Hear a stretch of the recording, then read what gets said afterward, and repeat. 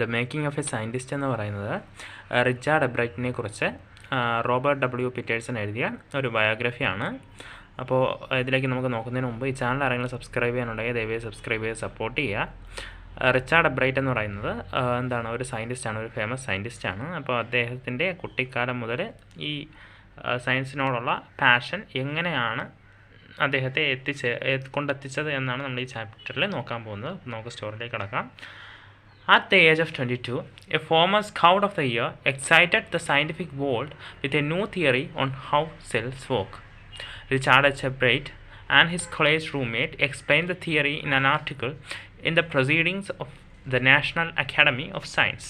എന്താണ് 22-ാം വയസ്സിൽ റിച്ചാർഡ് എബ്രൈറ്റ് എന്ത് ചെയ്തു? എങ്ങനെയാണ് റിച്ചാർഡ് എബ്രൈറ്റിൻ്റെ കോളേജ് റൂംമേറ്റും കൂടെ എങ്ങനെയാണ് സെൽസ്, നമ്മുടെ ബോഡി സെൽസ് എങ്ങനെയാണ് വർക്ക് ചെയ്യുന്നതെന്ന് ഉള്ള ഒരു തിയറി പുട്ട് ഫോർവേഡ് ചെയ്തു. അത് ഒരു മാഗസിൻ, ഒരു ജേർണലിൽ കൂടെയാണ് വന്നത്. അതിൻ്റെ പേര് proceedings of the national academy of science എന്ന ആ ഒരു തിയറി, ആ ഒരു ആർട്ടിക്കിളിൽ കൂടെയാണ് പുറം ലോകത്തേക്ക് എത്തിയത്. It was the first time this important scientific journal had ever published the work of college students. In sports, that would be like making the big leagues at the age of 15 and hitting a home run your first time at bat. For Richard Ebright, it was the first in a long string of achievements in science and other fields, and it all started with butterflies. ഇതാണ്. അപ്പോൾ ഈ scientific journal, നമ്മൾ പറഞ്ഞ ആ scientific journal proceedings of the national academy of science എന്ന് പറയുന്ന ആ ജേണലിൽ ആദ്യമായിട്ടാണ് കോളേജ് സ്റ്റുഡൻസിൻ്റെ ഒരു വർക്ക് പബ്ലിഷ് ചെയ്യുന്നത്. അപ്പോൾ നമ്മൾ സ്പോർട്സിലെടുത്ത് നോക്കുകയാണെങ്കിൽ 15-ാം വയസ്സിൽ ഒരു വലിയ ലീഗിൽ മത്സരിക്കുന്നതോ അല്ലെങ്കിൽ ഫസ്റ്റ് ഹോം റൺ ബാറ്റ് വെച്ച് നേടുന്നതൊക്കെ ആയിട്ട് നമുക്കിതിനെ കമ്പയർ ചെയ്യാം. എന്ന് വെച്ചാൽ അത്രയ്ക്കും ഒരു ഇമ്പോർട്ടൻറ്റ് മൊമെൻ്റാണ് അത്. റിച്ചാർഡ് എബ്രൈറ്റിനെ സംബന്ധിച്ചിടത്തോളം ഇത് അദ്ദേഹത്തിൻ്റെ അച്ചീവ്മെൻറ്റുകളിൽ ഒന്ന് മാത്രമാണ്, അല്ലെങ്കിൽ ഏറ്റവും പ്രധാനപ്പെട്ട ഒരു അച്ചീവ്മെൻറ്റാണ്. അദ്ദേഹത്തിന് ഒരുപാട് അച്ചീവ്മെൻറ്റ്സ് പറയാനുണ്ട്, സയൻസിലും ബാക്കിയുള്ള ഫീൽഡ്സിലും ഒക്കെ ഒരുപാട് അച്ചീവ്മെൻറ്റ്സ് പറയാനുണ്ട്. ഇതെല്ലാം തുടങ്ങുന്നത് ബട്ടർഫ്ലൈസ്, പൂമ്പാറ്റകളിൽ നിന്നാണ്. അദ്ദേഹം ഈ സയൻസിനോടുള്ള താല്പര്യങ്ങളെല്ലാം തുടങ്ങുന്നത് ഈ പൂമ്പാറ്റയിൽ നിന്നാണ്. An only child, Ebright grew up north of Reading, Pennsylvania. There wasn't much I could do there, he said. I certainly couldn't play football or baseball with a team of one. But there was one thing I could do, collect things. Richard Ebright ഒരു ഒറ്റ മകനായിരുന്നു. അദ്ദേഹം ജനിച്ചത് റെഡിങ് എന്നുള്ള സ്ഥലത്തിൻ്റെ north ഭാഗത്തായിട്ടാണ്, പെൻസിൽവാനിയയിലുള്ള റെഡിങ് എന്ന സ്ഥലത്തിൻ്റെ north പാർട്ടിലാണ് അദ്ദേഹം ജനിക്കുന്നത്. അദ്ദേഹത്തിനൊന്നും ചെയ്യാനില്ലായിരുന്നു, കാരണം ഫുട്ബോൾ കളിക്കാനോ ബേസ്ബോൾ കളിക്കാനോ ഒന്നും പറ്റാത്തത് കൊണ്ട് തന്നെ അദ്ദേഹം എന്ത് ചെയ്തു? സാധനങ്ങൾ കളക്ട് ചെയ്യാൻ തീരുമാനിച്ചു. So he did, and did he ever. Beginning in kindergarten, Ebright collected butterflies with the same determination that has marked all his activities. He also collected rocks, fossils and coins. He became an eager astronomer too, sometimes stargazing all night. അതുകൊണ്ട് അദ്ദേഹം അത് തന്നെ ചെയ്തുകൊണ്ടിരുന്നത് കിൻഡർഗാർട്ടനിൽ പഠിച്ചുകൊണ്ടിരുന്നത് കുട്ടിക്കാലം മുതൽ തന്നെ അദ്ദേഹം എന്ത് ചെയ്തു? ഈ ബട്ടർഫ്ലൈസിനെ കളക്ട് ചെയ്യാമായിരുന്നു. ബട്ടർഫ്ലൈസിൻ്റെ കൂടെ തന്നെ റോക്സ്, ഫോസിൽസ്, കോയിൻസ് അങ്ങനത്തെയൊക്കെയെല്ലാം അദ്ദേഹം കളക്ട് ചെയ്യാമായിരുന്നു. അതുപോലെ തന്നെ ഒരു ഈഗർ ആസ്ട്രോണമറും കൂടിയായിരുന്നു ആര്? Ebright. From the first, he had a driving curiosity along with a bright mind. He also had a mother who encouraged his interest in learning. She took him on trips, brought him telescopes, microscopes, cameras, mounting materials and other equipments, and helped him in many other ways. അപ്പോൾ ഇദ്ദേഹത്തിന് കുട്ടിക്കാലം മുതൽ തന്നെ ഇങ്ങനെയുള്ള ഒരു വലിയൊരു interesting അല്ലെങ്കിൽ bright mind ഉണ്ടായിരുന്നു, വലിയൊരു ക്യൂരിയോസിറ്റി ഇദ്ദേഹത്തിൻ്റെ മനസ്സിലുണ്ടായിരുന്നു. അതുപോലെ തന്നെ ഇദ്ദേഹത്തിൻ്റെ അമ്മയെ ഇദ്ദേഹത്തെ എൻകറേജ് ചെയ്യുമായിരുന്നു ലേണിങ്ങിന് വേണ്ടിയിട്ട്. അവർ അദ്ദേഹത്തെ ട്രിപ്പിനും അതുപോലെ തന്നെ ടെലിസ്കോപ്സ്, മൈക്രോസ്കോപ്സ്, ക്യാമറാസ്, അതുപോലെ തന്നെ മൗണ്ടിങ് മെറ്റീരിയൽസൊക്കെ വാങ്ങി കൊടുക്കുമായിരുന്നു. I was his only companion until he started school, his mother said. After that I would bring home friends for him, but at night we just did things together. Richie was my whole life after his father died when Richie was in 3rd grade. അപ്പോൾ സ്കൂളിൽ പോകുന്നത് വരെ റിച്ചിയുടെ front എന്ന് പറയുന്നത് ആരാണ്? അദ്ദേഹത്തിൻ്റെ mother മാത്രമായിരുന്നു. അതിനുശേഷം എന്ത് ചെയ്തു? അദ്ദേഹത്തിൻ്റെ ഫാദർ മരിച്ചതിന് ശേഷം ഈ മദർ എന്നെ സംബന്ധിച്ചിടത്തോളം അതിൻ്റെ ഹോൾ ലൈഫ് എന്ന് പറയുന്നത് റിച്ചി ആയിരുന്നു. She and her son spent almost every evening at the dining room table. If he didn't have things to do, I found work for him. Not physical work, but learning things, his mother said. He liked it, he wanted to learn. എന്താണ് evening സമയത്ത് dining റൂമിലായിരിക്കും ഇവർ രണ്ടുപേരും ഉണ്ടായിരിക്കുക. അദ്ദേഹത്തിന്, അതായത് എബ്രൈഡിന് വർക്കൊന്നും ഇല്ലെങ്കിൽ, അതായത് ചെയ്യാനൊന്നും ഇല്ലെങ്കിൽ എന്ത് ചെയ്യും ഈ മദർ അദ്ദേഹത്തിന് വർക്ക് ഉണ്ടാക്കി കൊടുക്കും. അതായത് ഫിസിക്കൽ വർക്കല്ല, ലേൺ ചെയ്യാനുള്ള. അപ്പോൾ എബ്രൈഡിനും ഇത് ഇഷ്ടമാണ്, എബ്രൈഡിനും ഒരുപാട് ലേൺ ചെയ്യാനുള്ള ആഗ്രഹമുണ്ട്. And learn he did. He earned top grades in school. On everyday things, he was just like every other kid, his mother said. അപ്പോൾ ലേൺ ചെയ്ത് അദ്ദേഹം എന്ത് ചെയ്തു, സ്കൂളിലെ ടോപ്പ് ഗ്രേഡ്സ് എല്ലാം അദ്ദേഹം വാങ്ങി. ദൈനംദിനം ചെയ്യുന്ന കാര്യങ്ങളിലെല്ലാം ബാക്കി എല്ലാ കുട്ടികളെയും കണക്ക് തന്നെയായിരുന്നു എബ്രൈറ്റ്. By the time he was in second grade, Ebright had collected all 25 species of butterflies found around his hometown. അപ്പോൾ ഏകദേശം സെക്കൻഡ് ഗ്രേഡ് ആയപ്പോൾ തന്നെ എബ്രൈറ്റ് തൻ്റെ പരിസരത്തുള്ള, തൻ്റെ ഹോം ടൗണിലുള്ള ഏകദേശം 25 തരം ബട്ടർഫ്ലൈസിനെ കളക്ട് ചെയ്തിട്ടുണ്ട്. അതിൻ്റെ ചാർട്ടാണ് താഴെ തന്നിരിക്കുന്നത്. പെൻസിൽവാനിയയിൽ നിന്ന് കളക്ട് ചെയ്ത ആ ബട്ടർഫ്ലൈസിൻ്റെ നെയിംസാണ് ഈ ചാർട്ടിൽ തന്നിരിക്കുന്നത്. That probably would have been the end of my butterfly collecting, he said. But then my mother got me a children's book called The Travels of Monarch X. That book, which told how monarch butterflies migrate to Central America, opened the world of science to the eager young collector. അപ്പോൾ 25 butterfly സ്പീഷീസിനെ collect ചെയ്തതോടുകൂടി എൻ്റെ ആ butterfly കളക്ടിങ്ങിന് അവസാനമാവുമെന്നാണ് ഞാൻ വിചാരിച്ചിരുന്നത്. പക്ഷേ എന്ത് ചെയ്തു, അപ്പോഴത്തേക്കും എൻ്റെ മദർ എനിക്കൊരു ചിൽഡ്രൻസ് ബുക്ക് വാങ്ങിച്ചു തന്നു, the travel of monarch X എന്ന് പറയുന്ന ഒരു ബുക്ക്. അപ്പോൾ മൊണാർക്ക് എന്ന് പറയുന്ന ഒരു ടൈപ്പ് ഓഫ് ബട്ടർഫ്ലൈ ആണ്, ഒരു സ്പീഷീസ് ഓഫ് ബട്ടർഫ്ലൈ ആണ്. അപ്പോൾ അതെന്ത് ചെയ്യും, അത് സെൻട്രൽ അമേരിക്കയിലേക്ക് മൈഗ്രേറ്റ് ചെയ്ത് പോകുന്നുണ്ട്. അപ്പോൾ ആ ഒരു കാര്യം ഇദ്ദേഹത്തിനെ ആ ഒരു വേൾഡ് ഓഫ് സയൻസിലേക്ക് ഒരു അട്രാക്ഷൻ തോന്നിക്കാൻ കാര്യമായി.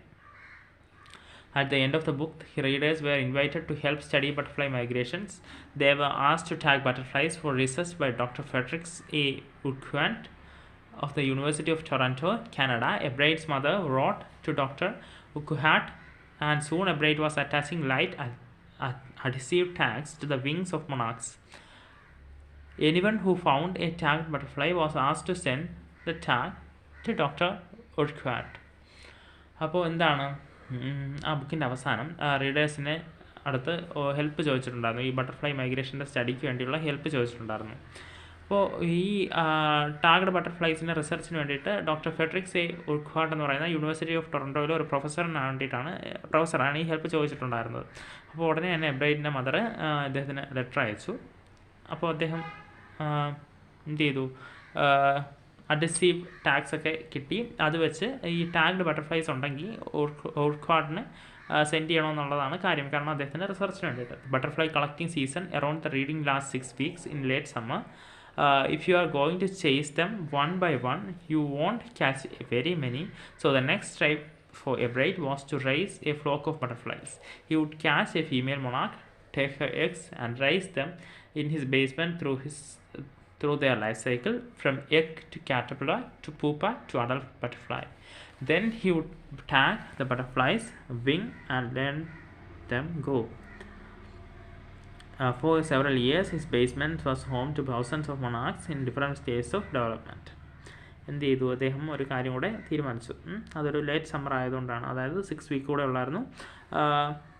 ലേറ്റ് സമ്മറിൻ്റെ ഭാഗമായ സമയം കൊണ്ട് തന്നെ ഇദ്ദേഹത്തിന് ഓരോ ബട്ടർഫ്ലൈസിനെ എടുക്കാൻ വളരെ ബുദ്ധിമുട്ടായിരുന്നു. അതുകൊണ്ട് അദ്ദേഹം എന്ത് ചെയ്തെന്ന് വെച്ചാൽ ഒരു ഫീമെയിൽ മൊണാർക്കും അതിൻ്റെ എഗ്സിനെ എടുത്തു. ആ എഗ്സ് അദ്ദേഹത്തിൻ്റെ ബേസ്മെൻറ്റ് വെച്ച് വളർത്തി ലൈഫ് സൈക്കിൾ കംപ്ലീറ്റ് ആക്കി അഡൽട്ട് ബട്ടർഫ്ലൈ ആയി അതിനെ ടാഗ് ചെയ്ത് പറത്തി വിട്ടു. അപ്പോൾ കുറേ വർഷത്തേക്ക് ഇദ്ദേഹത്തിൻ്റെ ആ ഹോമെന്ന് പറയുന്നത് തൗസൻഡ്സ് ഓഫ് മൊണാർക്സിൻ്റെ ഡെവലപ്മെൻറ്റിൻ്റെ ഒരു സ്റ്റേജായിട്ട് മാറി. അപ്പോൾ അദ്ദേഹം 6 week കളക്ട് ചെയ്ത ബട്ടർഫ്ലൈസ് 10 ആണ് ഇവിടെ കൊടുത്തിരിക്കുന്നത്. Eventually, I began to lose interest in tagging butterflies. It is tedious and there's not much feedback, Ebright said. In all the time I did it, he laughed, only 2 butterflies I had tagged were recaptured, and they were not more than 70 miles from where I lived. എന്താണ്, എനിക്ക് പിന്നീട് ആ butterflies ടാഗിങ്ങിലുള്ള interest അങ്ങ് കുറഞ്ഞു. കാരണം അത് വളരെ tedious ആണ്, വളരെ ഹെവി വർക്കാണ്. അതുപോലെ തന്നെ കൃത്യമായ ഫീഡ്ബാക്ക് ഒന്നും കിട്ടത്തില്ല. അതായത് ഇപ്പോൾ ഞാൻ ടാഗ് ചെയ്ത് അയച്ച ബട്ടർഫ്ലൈസിൽ 2 എണ്ണം മാത്രമാണ് എല്ലാ തവണയും തിരിച്ച് കിട്ടുന്നത്.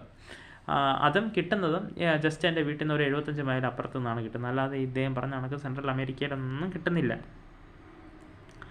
Then in the 7th grade, he got a hint of what real science is when he entered the college science fair and lost. It was really a sad feeling to sit there and not get anything while everybody else had won something. Ebright said his entry was slides of frog tissues which he showed under a microscope. He realized the winner had tried to do real experiments, not simply make a neat display.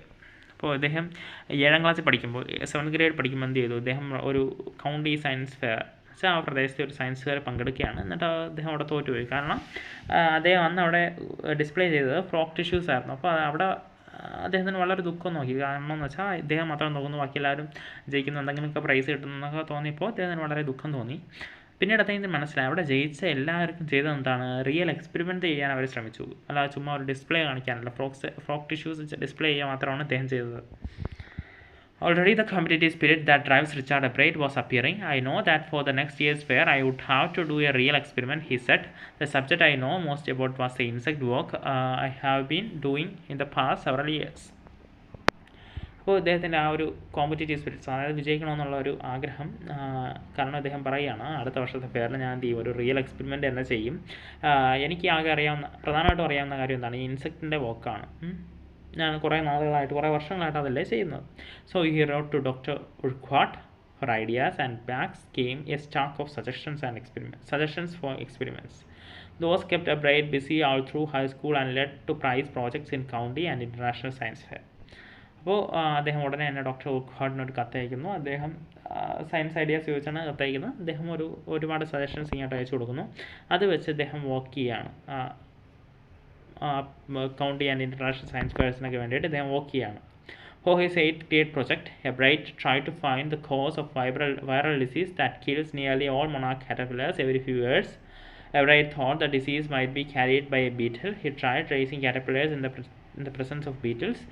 I didn't get any real results, he said, but I went ahead and showed that I had tried the experiment. This time I won. അദ്ദേഹം എന്ത് ചെയ്തു, 8th ഗ്രേഡിൽ പഠിക്കുമ്പോൾ അദ്ദേഹം പ്രോജക്റ്റിന് വേണ്ടി ഒരു കാര്യം ചെയ്യാൻ തീരുമാനിച്ചു. അതായത് മൊണാർക്ക് കാറ്റർപില്ലേഴ്സിനെയൊക്കെ എല്ലാ ഫ്യൂ ഇയേഴ്സിലും വന്നിട്ട് ഒരു വൈറൽ ഡിസീസ് കാരണം മരണപ്പെടുന്നുണ്ട്. അപ്പോൾ അദ്ദേഹം വിചാരിച്ചു ഇത് ബീറ്റിൽസ് കാരണമാണ് ഉണ്ടാകുന്നതെന്ന് അദ്ദേഹം വിചാരിച്ചു. അങ്ങനെ ഈ കാറ്റർപില്ലേഴ്സിനെ ബീറ്റിൽസിൻ്റെ കൂടെ വളർത്തി അങ്ങനെ ഒക്കെ ചെയ്തു നോക്കിയെങ്കിലും അദ്ദേഹത്തിന് എങ്ങനെ റിയൽ റിസൾട്ടൊന്നും കിട്ടിയില്ല. പക്ഷേ ഈ തവണ അദ്ദേഹം ഇത് കാണിക്കുകയും ആ ഒരു എക്സ്പെരിമെൻറ്റിൻ്റെ ഫലത്തിൽ അദ്ദേഹത്തിന് പ്രൈസ് കിട്ടുകയും ചെയ്തു. The next year, his science fair project was testing the theory that viceroy butterflies copy monarchs. The theory was the viceroy look like monarchs because the monarchs don't taste good to birds. Viceroy, on the other hand, do taste good to birds. So the more they look like monarchs, the less likely they are to become a bird's dinner. അടുത്ത വർഷത്തെ science fair പ്രോജക്റ്റിന് ഇദ്ദേഹം ചെയ്തത് എന്താണെന്ന് വെച്ചാൽ ഈ viceroy butterflies monarch ബട്ടർഫ്ലൈസിനെ copy അടിച്ചാണ് രൂപത്തിലിരിക്കുന്നതെന്നുള്ള എക്സ്പെരിമെൻ്റാണ് ചെയ്തത്. കാരണം ഈ വൈസ്രോയ് മൊണാർക്ക് ബട്ടർഫ്ലൈസ് അങ്ങനെ ടേസ്റ്റുള്ള ബട്ടർഫ്ലൈസ് അല്ല, അതുകൊണ്ട് ബേർഡ്സ് എന്ത് ചെയ്യില്ല, ഇവരെയൊന്നും അധികം ഭക്ഷിക്കാറില്ല.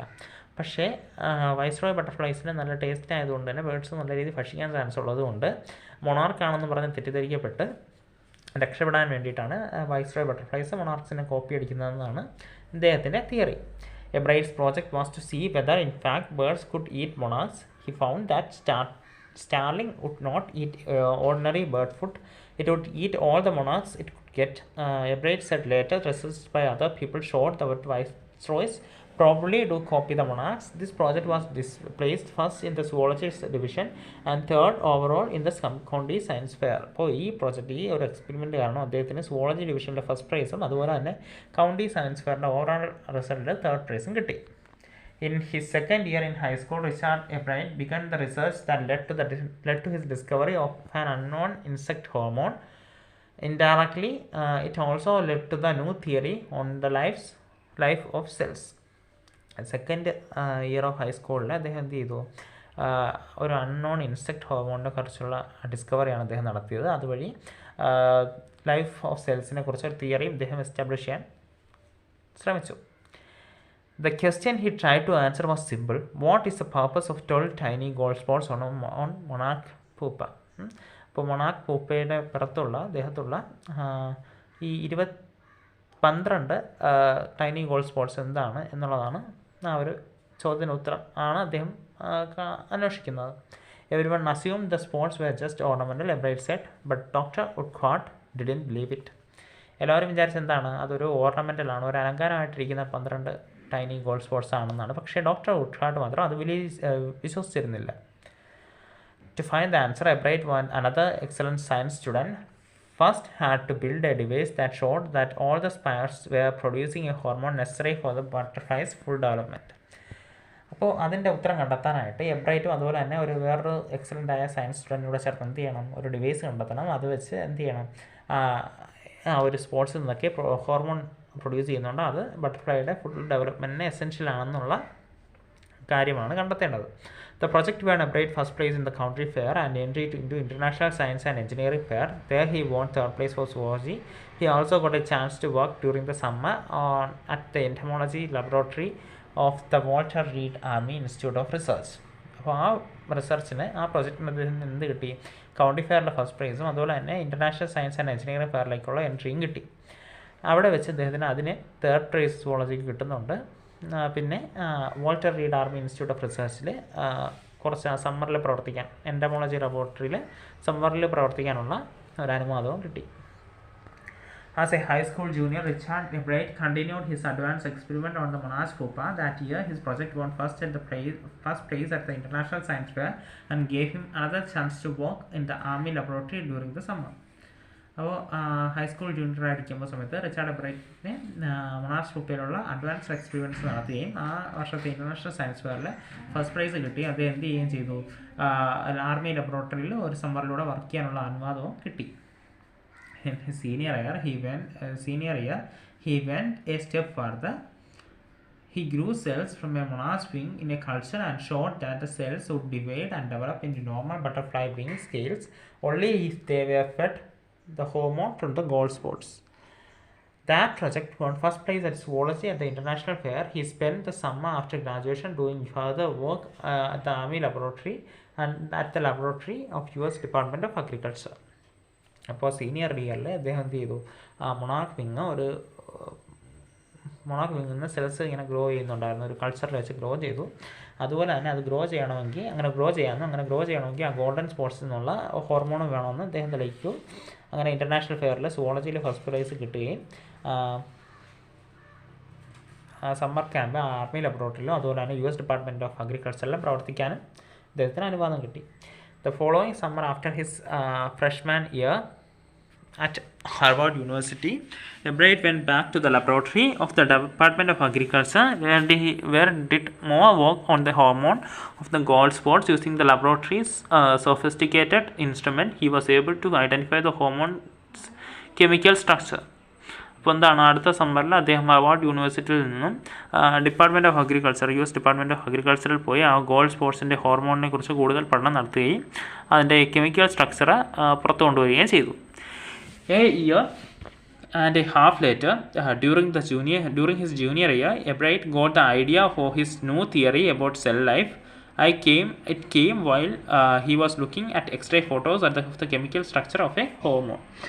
അപ്പോൾ ഏകദേശം 1.5 വർഷം കഴിഞ്ഞിട്ട് എന്താണ് പുതിയ തിയറി, സെൽ ലൈഫിനെ പറ്റിയുള്ള പുതിയ തിയറി അദ്ദേഹത്തിന് രൂപം കൊണ്ടുവന്നു. കാരണം ഈ കെമിക്കൽ സ്ട്രക്ചർ ഓഫ് ഹോർമോണിൻ്റെ എക്സ്റേ ഫോട്ടോസ് നോക്കിയാണ് ഇതിൽ നിന്ന് അദ്ദേഹത്തിന് ഡെവലപ്പ് ചെയ്തെടുക്കാൻ പറ്റിയത്. When he saw those photos, Ebright don't shout Eureka or even I have got it, but he believed that along with his findings about insect hormones, the photo gave him an answer to one of the biologist's puzzles: how the cell can read the blueprint of its DNA. DNA is the substance in the nucleus of the cell that controls heredity. It determines the form and function of the cell. Thus, DNA is the blueprint of our life. അപ്പോൾ ഈ photos കണ്ടപ്പോൾ, ഈ x-ray photos കണ്ടപ്പോൾ അദ്ദേഹം Eureka ഒന്ന് shout ചെയ്യുകയോ അല്ലെങ്കിൽ I have got it എന്ന് പറയുകയോ ഒന്നും ചെയ്തില്ല. പക്ഷേ അദ്ദേഹം എന്ത് ചെയ്തു, ഈ ഇൻസെക്ട് ഹോർമോൺസിൻ്റെ ആ ഒരു എക്സ്പെരിമെൻറ്റ് വഴി ഈ ബയോളജിയിൽ തന്നെ ഏറ്റവും വലിയൊരു ചോദ്യത്തിന് ഉത്തരം അദ്ദേഹം കണ്ടെത്തി. എങ്ങനെയാണ് ഒരു സെല്ലിന് അതിൻ്റെ ഡി എൻ എ റീഡ് ചെയ്യാൻ പറ്റുന്നത് എന്നുള്ളതാണ് ചോദ്യം. അപ്പോൾ അദ്ദേഹം കണ്ടെത്തി എന്താണ് DNA എന്ന് പറയുന്ന ആ സെല്ലിൻ്റെ ന്യൂക്ലിയസിലുള്ള സാധനമാണ്, അതാണ് ഹെറിഡിറ്റി കൺട്രോൾ ചെയ്യുന്നത്. അപ്പോൾ DNA എന്ന് പറയുന്നത് എന്താണ് ലൈഫിൻ്റെ തന്നെ ബ്ലൂ പ്രിൻ്റ് ആണെന്ന് അദ്ദേഹം കണ്ടെത്തി. Ebright and his college roommate James Darwong worked all that night drawing pictures and constructing plastic models of the molecules to show how it could happen. Together they later wrote the paper that explained the theory. അപ്പോൾ അദ്ദേഹത്തിൻ്റെ college റൂംമേറ്റായ James Wong കൂടെ ചേർന്ന് എന്ത് ചെയ്തു, ഈ സെൽസിൻ്റെയൊക്കെ picture വരയ്ക്കുകയും plastic models ഉണ്ടാക്കുകയൊക്കെ ചെയ്തു. അത് അവർ രണ്ടുപേരോട് ചേർന്ന് ആ പേപ്പർ തിയറി എക്സ്പ്ലെയിൻ ചെയ്യുകയും ചെയ്തു.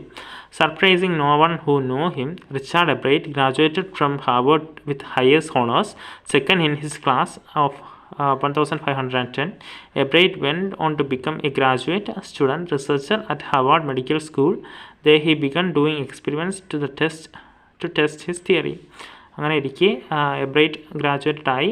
അതിനുശേഷം അദ്ദേഹം ഹാർവാർഡ് മെഡിക്കൽ സ്കൂളിൽ പോയി ഈ ഫർദർ എക്സ്പെരിമെൻറ്റ്സിന് വേണ്ടിയിട്ട്, ഈ തിയറിയുടെ ഫർദർ എക്സ്പെരിമെൻറ്റ്സിന് വേണ്ടിയിട്ട്.